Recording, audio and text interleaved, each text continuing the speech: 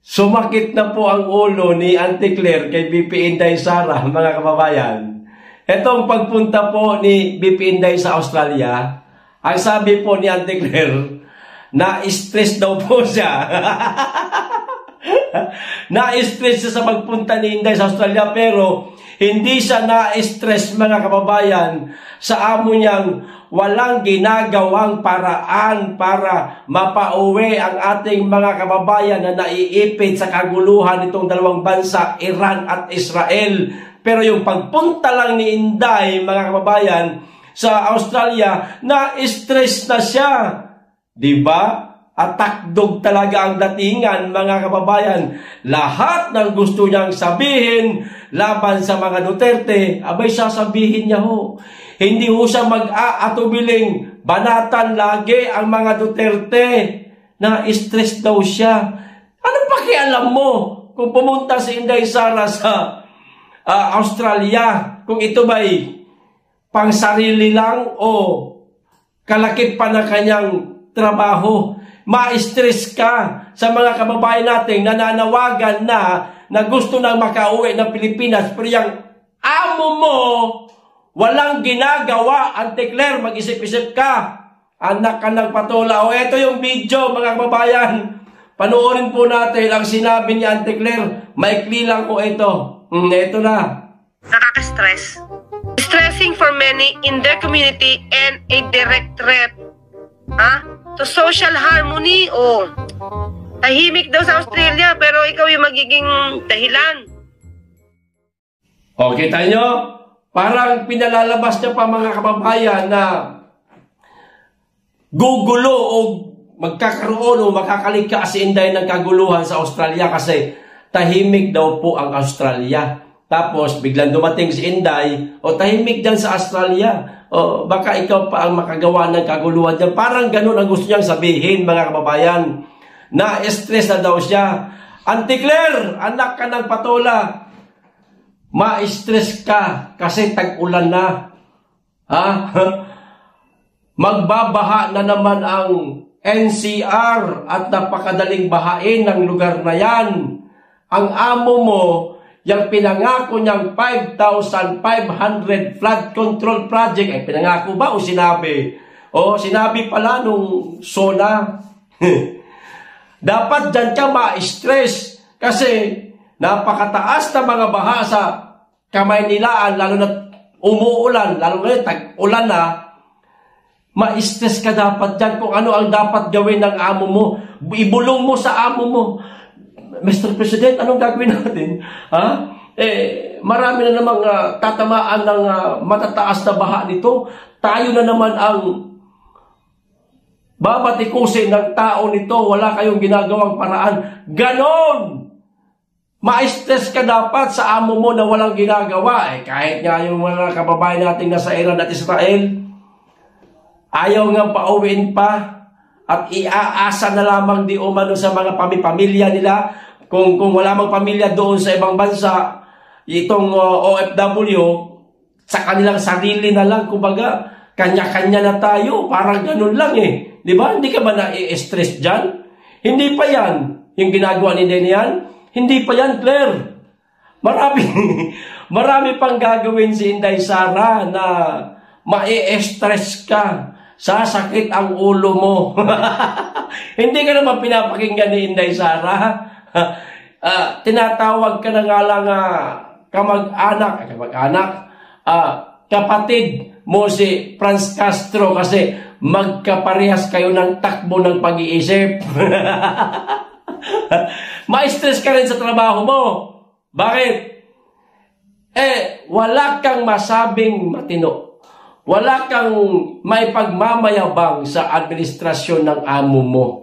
Kaya ang ginagawa mo, puro pag-aatake sa mga Duterte. Stress na stress ka na sa trabaho mo, no? Kasi wala kayong may pagmamayabang, no? Kaya, para gumanda-ganda, yung mga press briefing mo, mga press conference mo, atake sa Duterte ang ginagawa mo. Sus ko, Ginoo. Kung ma-stress ka kay Inday, ma-stress ka una sa trabaho mo at sa amo mo walang ginagawa. Nak ng patola ka talaga, oo.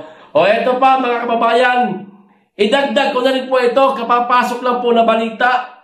Ito na, gumalaw na po ang kampo ni BP Inday Sara, mga kababayan. O eto, basahin ko po ang balita at mamaya ipapanood ko po sa inyo ang video kasunod din po nitong pagbasa ko. O nais ni Vice President Sara Duterte na i-dismiss ang impeachment complaint na inihain laban sa kanya na tinawag itong void ab initio o invalid sa simula pa lamang o invalido sa simula pa lang. Dito ka ma-stress, Auntie Claire, lalo na pag na-dismiss ito. Siguradong sasakit ang ulo mo. Mai-stress ka na naman, Auntie Claire. Baka hindi ka makatapos ng termino mo dyan sa trabaho mo, masiraan ka mait. So, itinaas ng kampo ni Duterte ang argumentong ito sa isang 34 na pahinang dokumento na ipinadala sa impeachment court noong Lunes. Ang Vice Presidente ay hindi personal na humarap sa Senado noong Lunes, ngunit ang sagot ay inihain ng mga opisyal mula sa kanyang opisina sa eksaktong alas 5:49 ng hapon. Ito po ang balita, mga kababayan. Ninanais po ng ating pangalawang Pangulo o ng tanggapan ng Office of the Vice President katuwang ng kanyang mga tauhan na i-dismiss ang impeachment complaint laban sa kanya. Kapag ka ito nag-grant, Auntie Claire, iiyak ka na naman. Lalong sasakit ang ulo mo. Mai-stress ka lalo. O eto na ho yung video, mga kababayan, panoorin na po natin.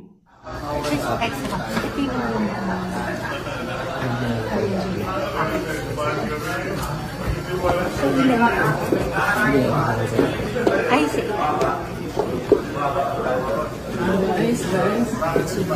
Buka lang po, buka lang po. Nasa ilan. Balikan ko na lang yan. Aslak po. Wala na. Siguradong sa mga susunod na linggo nito, mga kababayan, baka ma-dismiss na ang impeachment complaint laban kay Vice President Sara Duterte. Maraming magsisiiyakan. Hindi lang si Auntie Claire, hindi lang siya ma-stress, baka pati si Junel.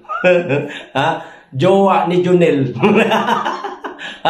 Yung mga makakaliwang grupo na gustong-gusto talaga nilang ma-impeach ang pangalawang Pangulo. Bakit? Kasi alam ho nila, mga kababayan, na kapag ka naging presidente si BP Inday Sara sa 2028, lahat po sila wawalisin ho yan.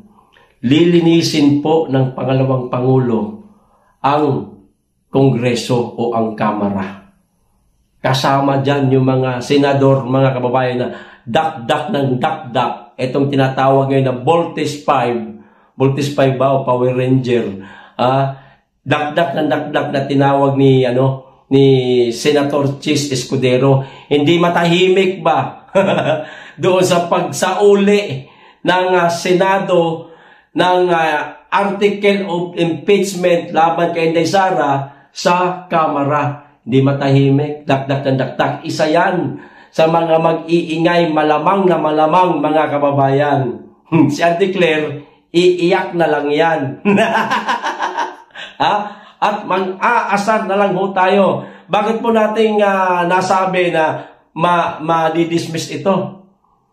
Invalido nga, mga kababayan. Invalid. At salat sa ebidensya. Ayan. Walang sapat na ebidensya para ma-impeach ang ating pangalawang Pangulo. Kaya nga ako, excited na talaga ako mga kababayan na matuloy sana, no? Itong impeachment laban kay Vice President Sara.